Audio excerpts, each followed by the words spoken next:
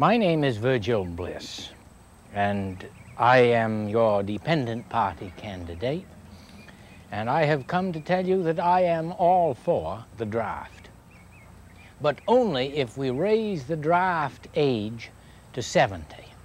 You see, I believe that gray power is going to be the salvation for our country.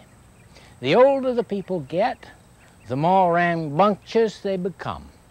Now, the VFW is just raring to get back into uniform, whereas our younger people don't like the idea very much. Maybe it's because they have so much of their lives left to live, and because the old fellas feel they haven't much longer to live themselves. Heck, if the old fellas are raring to go, let them rail and let them go.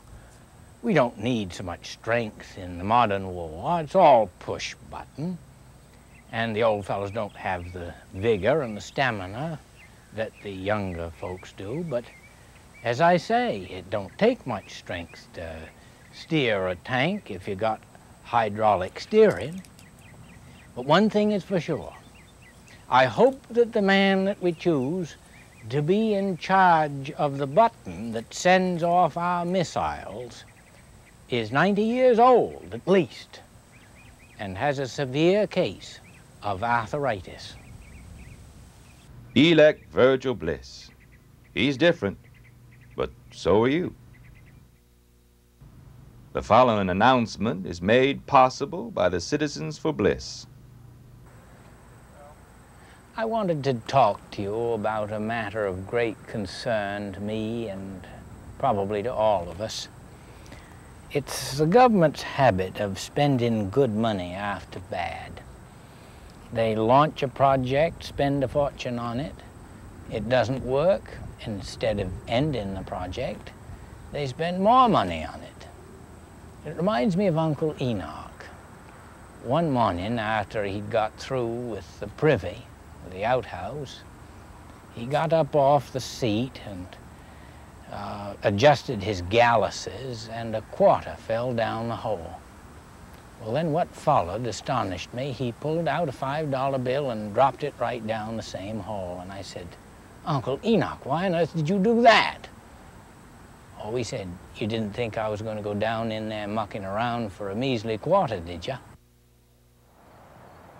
I am Virgil Bliss, your dependent party candidate. I am different, but so are you.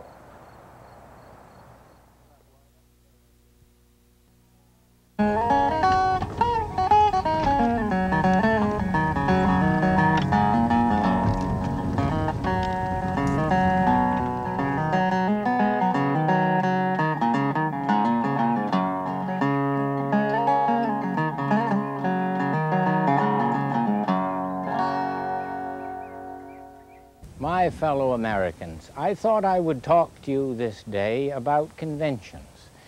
Now, the Dependent Party held its convention not long ago with only 17 delegates, and we all got to know each other.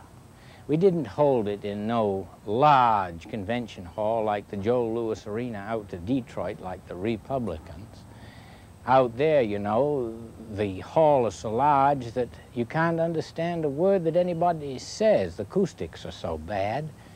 So all the speakers got together ahead of time, and they all agreed to give the same speech all 5 days. The delegates was down on the ground floor, copying down just a word or a phrase as it would come through to them.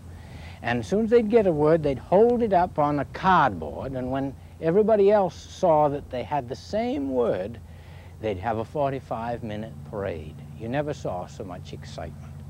Now, the Republicans kept talking away about this building they're going to build on the foundation set up by their forefathers.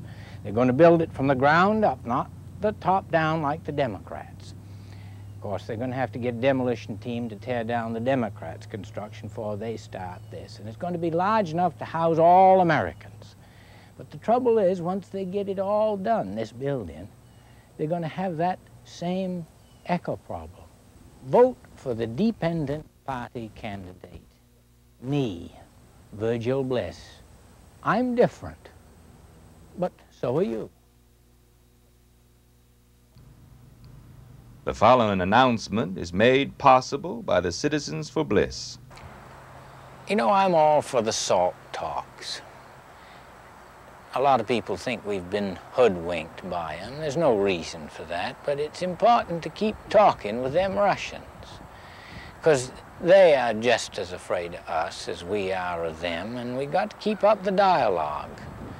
It's a lot easier than fighting with them.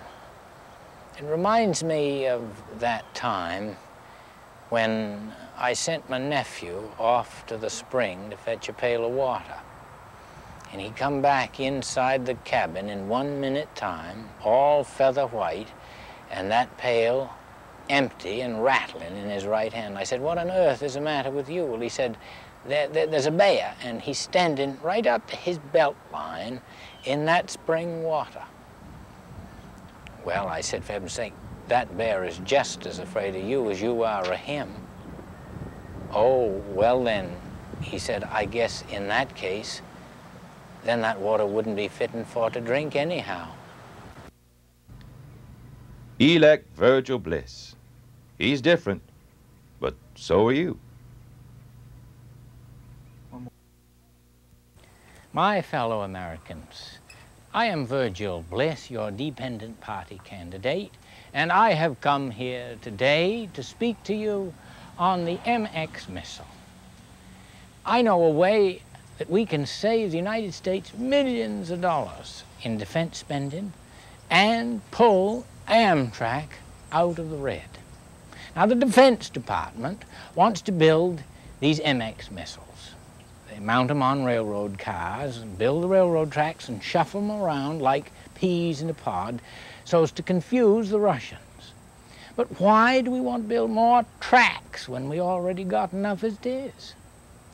Mount the MX missile on the baggage cars of Amtrak trains. Now, all them schedule changes and all the delays associated with Amtrak will confuse the poor Russians and drive them crazy. Now, why not aim the missiles down, fly them through the earth instead of around? It'll cut the travel time by a full third. You can't shoot them down. You just mount rockets on the noses of them missiles to clear the earth in front of them, and they'll get right straight through the other side of the earth in no time at all. Now, if you want new solutions to old problems, vote for the dependent party candidate, me, Virgil Bliss. I'm different, but so are you.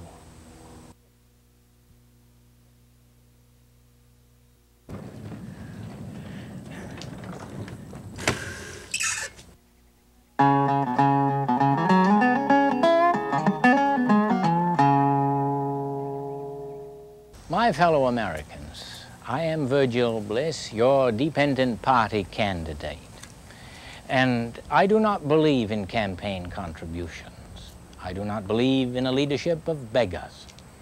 However, I am a man of some resources, and I earn my way around the campaign trail by selling my products. Now, one of my finest products is right here with me today. It is the famous Virgil Bliss inflation hedge, here in the form of hedge seed, which if planted around your house in 1 year's time will develop an inflation hedge that is high enough so that you cannot see over next door at your neighbor's new car, and yet not so high that it shuts out the light and you have to turn on the electric light. It will have but one opening, and that opening will be only just wide enough to admit you and one shopping bag at one time. The Virgil Bliss inflation hedge will cut your expenditures by 20% the first year, or your money back. Yes, sir, step right up. Now, if you want new solutions to old problems, vote for the dependent party candidate, me, Virgil Bliss. I'm different, but so are you. The following announcement is brought to you by the Citizens for Bliss. I decided to run for office about 6 months ago when I realized that the candidates are reaching the media, not the people. So on November 3rd, I announced my candidacy to Harry Whitfield, my next-door neighbor in Unity, Maine, and Harry immediately endorsed me as his choice. Election, when's that? Oh, it's coming up pretty short. Put it there. Well, sure, good luck to you. Thank you very much. I chose him as my campaign manager, and he went down the street and got Lyman Hall, Harriet Temple, and Flora Drood all to support me. I set out from Belfast on my railroad handcar to take my message to the people, and I intend to use word of mouth. If I talk to just 3 people, and in an hour's time each of them talks to 3 of their friends, why, in no time, 3 times 3 is 9, 9 times 3 is 27, 27 times 3 is, well, anyway, you can see inside of 2 days, I'll have covered half the state, and in another day, I'll cover the entire United States. I don't use any jet fuel, and I don't use any gasoline, and I do have to spend a little money every now and then for lunch. And that all looks good in the media when you look at the other candidates, how much they spend. And on December 14th, I stopped at Freedom and delivered my oft-quoted "New Day is Dawning" speech to a handful of well-wishers. I am very pleased to be here in the town of Freedom. We don't have much money.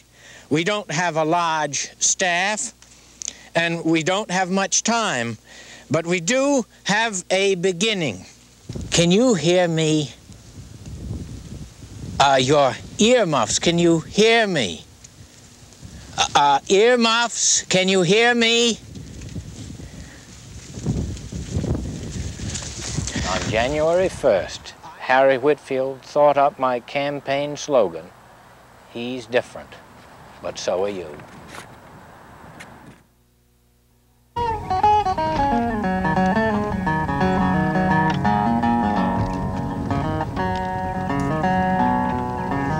Hey, Mom! Oh, here he comes!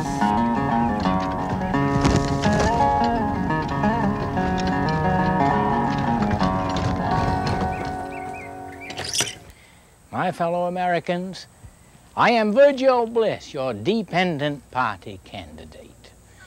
And I come before you today to stump for ERA. I'm all for it. I want to see our army strong again.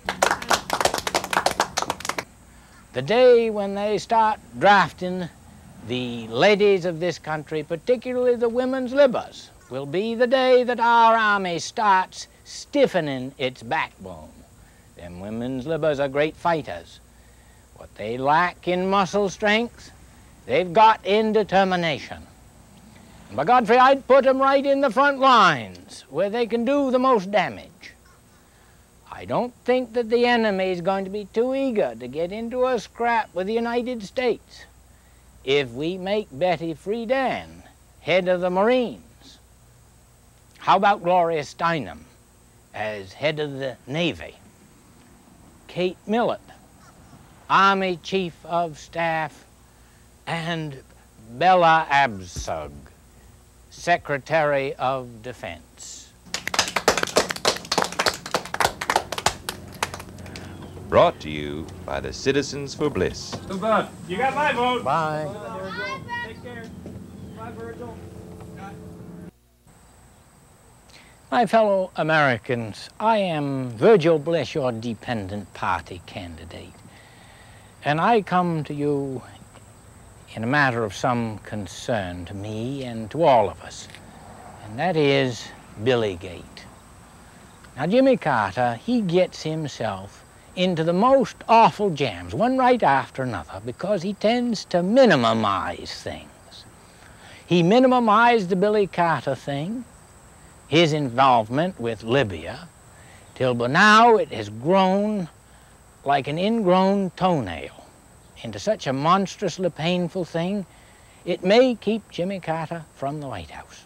He reminds me of that gentleman who returned to his hometown after recuperating in the mountains from an illness.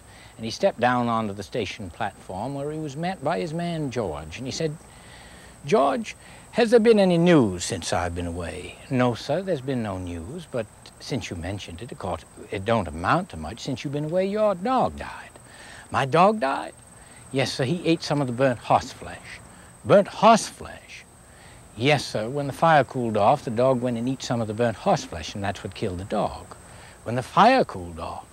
"Yes, sir, the barn burned down, burned up all the cows and the horses." "The barn burned down?"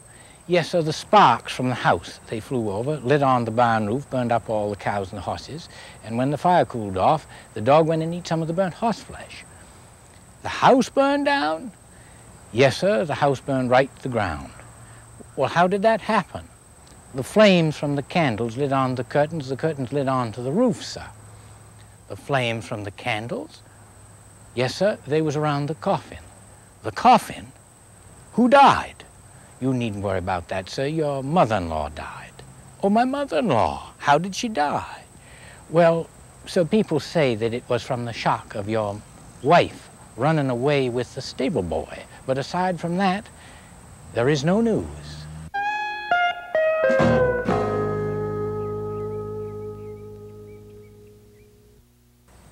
My fellow Americans, my name is Virgil Bliss, and I am your dependent party candidate, and I'm here to talk today on our energy problems. Now, I've already solved our energy problems with the Virgil Bliss crooked lightning rod. It attracts lightning because it is crooked, and so is lightning. Attracts all the lightning you could ever use. Hitch that lightning rod up to the Virgil Bliss electric union suit, and you can stay toasty all winter long. Why heat your whole house when all you need to do is heat your body? I've used this chopping wood in the South 40 just last winter, and it worked real good with a long extension cord. My wife, when she wanted to send me just a little wave of affection, just plugged me into 220 for a moment or two. Now, you don't want to plug the lightning rod into the electric union suit without the Virgil Bliss electric transformer in between. Now that'll spread the electricity from a summer lightning bolt right straight through a whole winter and keep you toasty and warm. Now, ladies and gentlemen, these three items will not only solve our national problem of heating our houses, it'll solve our energy crunch, and you can buy all three items for only $137.50. Now that is a full $75 saving over all these three items bought separately.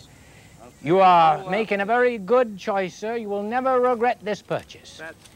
Now, if you want new solutions to old problems, vote for the dependent party candidate, me, Virgil Bliss. I'm different, but so are you.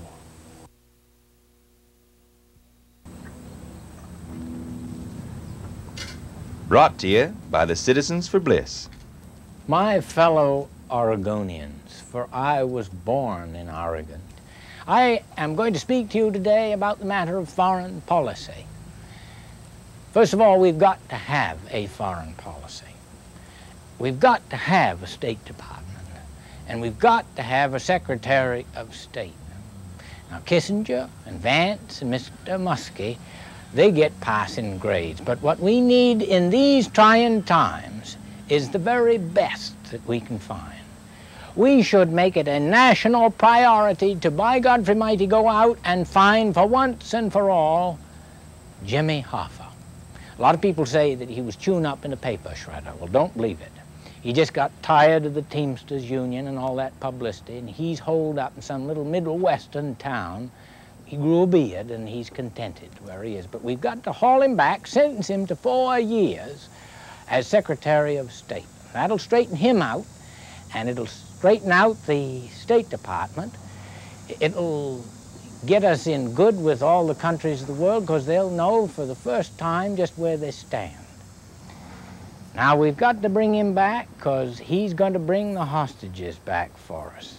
He's about the only man who can.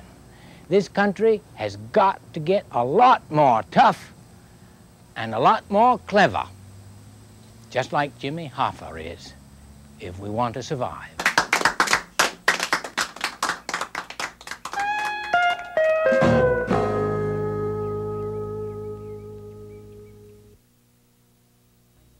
The following announcement is made possible by the Citizens for Bliss. It seems today that politicians have forgotten how to write good speeches.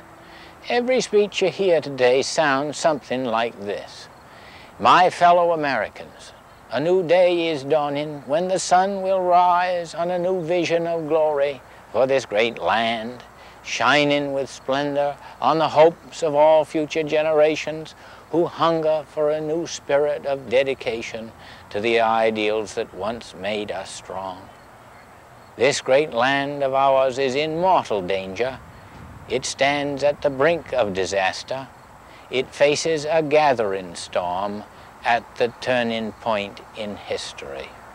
We need to rebuild this great nation, an edifice on the foundations set down by our forefathers. We need to build this fine structure with parts forged on the anvil of history. The other party gives forth with broken trumpets that blare uncertain sounds. Now, my fellow Americans, I will never give a speech such as that if you elect me as your candidate. Virgil Bliss. He's different, but so are you. My fellow Americans, I am Virgil Bliss, your dependent party candidate. I am not a man of little accomplishment. You have all noticed that the inflation rate has slowed by a good 10% in the last 6 months. Now, how did that happen? Well, sir, I went down to Washington, and I went to the Bureau of Engraving and Printing. And them 1s and 5s are just pouring out on the floor there, make your mouth water to look at them. And there was a regular assembly line, and it seemed to be going along pretty good, except for kind of a slowdown at the end of the assembly line, where there was a little wizened-up old man, tuckered out, bags under his eyes, and he was skinny except for a massive right arm that was moving faster than the naked eye could follow. I knew that that was the Secretary of the Treasury, and he was signing them bills as fast as he could. Well, I went down, tapped him on the shoulder, and I said, Mr. Secretary of the Treasury, you are not to sign them bills with your middle initial. You got to use your full name. Well, he started in signing them bills for the first time in Treasury history using his full name, and that, ladies and gentlemen, is how I slowed the inflation rate by a full third and brought it down to where it is today.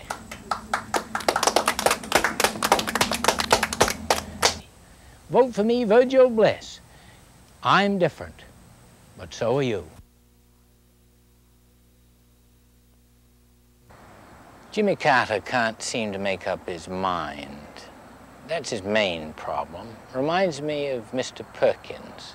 Mr. Perkins asked me if I would build him a privy over by the lilacs on his place. I said, well, it's your privy, Mr. Perkins.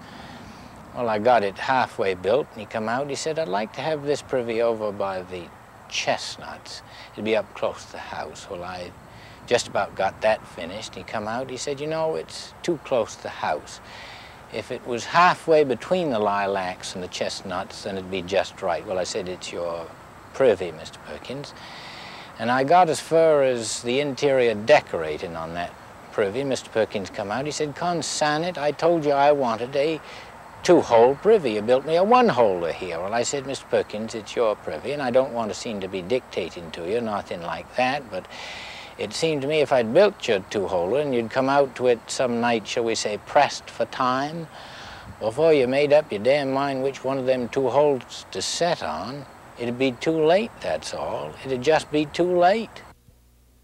Elect Virgil Bliss. He's the one man who understands. Hey, Ma! Here he comes!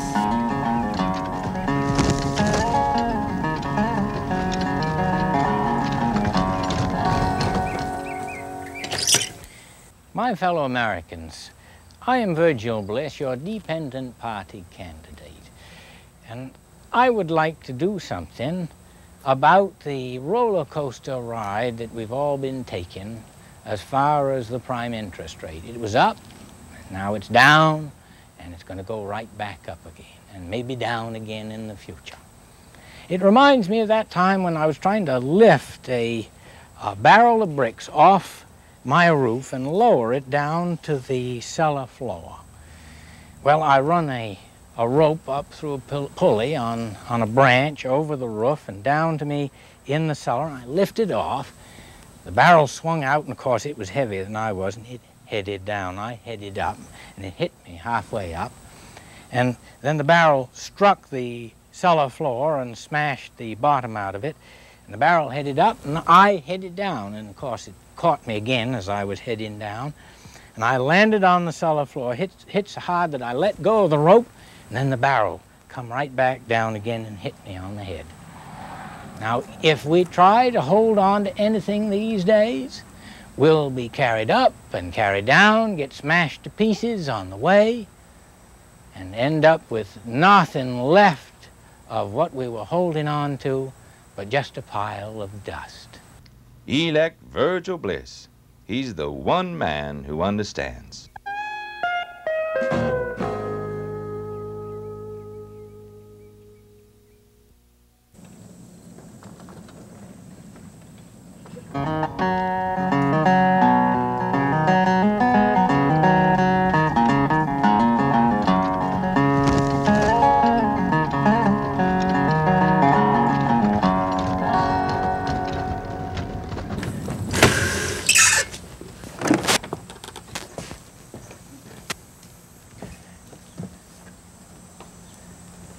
My fellow Americans, I am Virgil Bliss, your dependent party candidate, and I wanted to explain to you the workings of the economy. Now, what does inflation mean? To inflate means to blow up.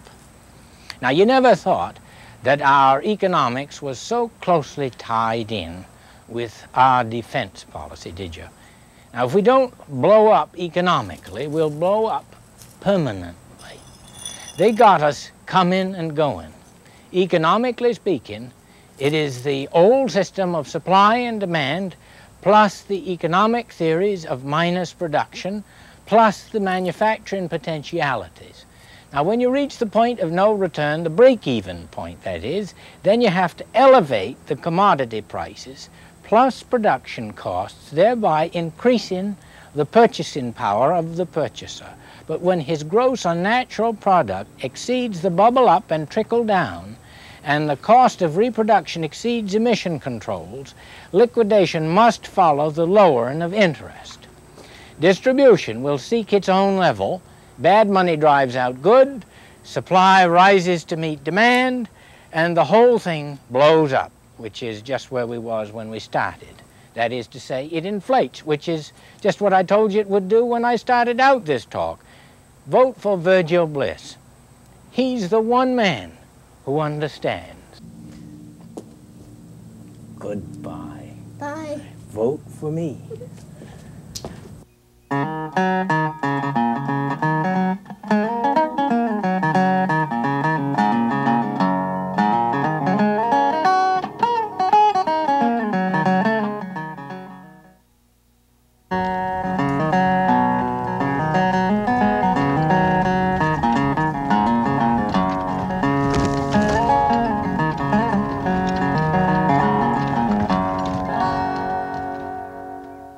My fellow Americans, I am so glad to be here before you this day to speak to you about the dangers of the media in these presidential campaigns.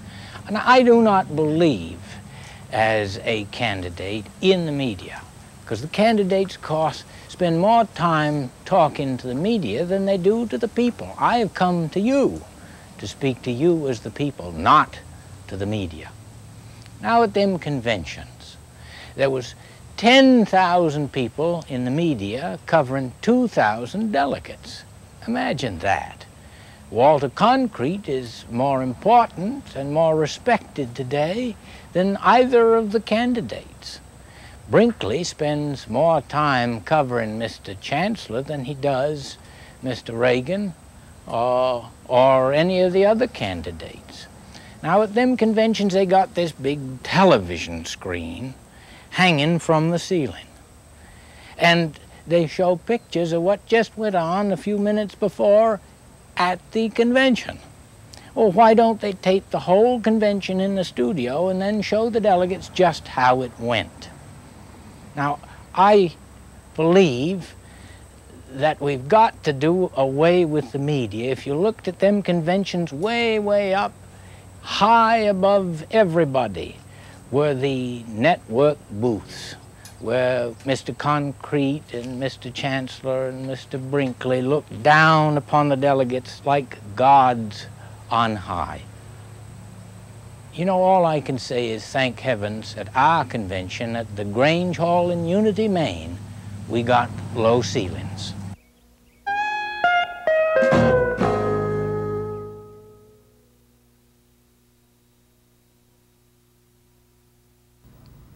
The following announcement is brought to you by the Citizens for Bliss. You know, it's not easy campaigning. I got to practice with this hand squeezer for all the handshaking that I got to do. And then I do lip exercising for the smiling, like that, for months in advance. And then I step down onto the station platform with my hand a-pumping, you know, long before I start handshaking. And then, of course, they come at me 1 hour, then 2, then 3, and then 4, and then my smile starts weakening and it starts to spread out over my face like a wrinkled sheet on a bed. Then I got to lie down and handshake from there, and then after that about all I can muster is just a wink and a wave. And then my campaign manager, he reaches his arm under mine and shakes flat out for me. He'll do that for an hour or so, and then he's got to lie down, and he starts a winking and a waving. And then he kind of reaches around, grabs a hold of the corners of my mouth like that to pull my mouth into a smile. Of course, my lips are awful slippery and you can't get a grip on them. Then I usually pass out, but then the last thing I remember is a baby that's shoved at me, so I give it a kiss, but usually I'm too weak and I've lost all my suction. This politics is a serious business, and I wouldn't advise none of you getting into it. My fellow Americans, I am Virgil Bliss, your dependent party candidate, and I have come to talk to you about a matter of great concern to us all, the Third World War. Now, it seems as though we've been hovering on the edge of the Third World War now for 20 years, and we just never do seem to come to the point. And I don't believe we ever will. It seems that we've been threatening to blow ourselves up for 20 years, but we just don't seem to be able to carry it off. It reminds me of the time when I decided to end it all. I bought myself a nice strong length of rope, a can of gasoline, a bottle of carbolic acid, and a big horse pistol. I threw one end of the rope up over a branch that stretched out over the river and tied the other end of the rope around my neck. And I poised on the edge of the bank there, and I doused myself with the gasoline and lit it, swallowed the carbolic acid, and only then did I jump, and I swung out over the water, and I took that big pistol and put it to my temple and squeezed the trigger, and I missed. And the bullet severed the rope. I plunged into the water, doused the flames. I swallowed so much of the water that I spat up all the carbolic acid, and if I hadn't been such a darn good swimmer, I'd have drowned.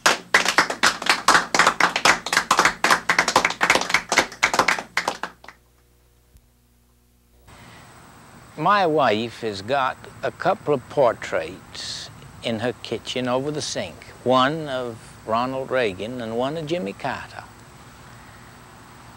And the reason she does is because they remind her of that time when I come home about 5 o'clock in the evening. I heard the most awful caterwauling coming from one of the upstairs rooms. It was the voice of my wife saying, "Help, I can't get up." I dashed upstairs, knocked on all the doors, and I determined that her voice was coming out of the bathroom. And it suddenly occurred to me that I had enameled the toilet seat that morning. Well, I said, "Let me in and I'll get you up." She said, "You damn fool, I can't get up to let you in." I said, "All right, then you sit tight." And I went down the cellar and grabbed a ladder, threw it up alongside the house, wedged the window open, and I said, "All right, the count of 3, you jump and I'll yank and we'll peel you right off." Well, she jumped and I yanked, she didn't budge none, so I had to take the paint remover that I'd brought up and I dabbed it all around the edges, and I took the putty knife and tried to wedge her off all around, but she still didn't come.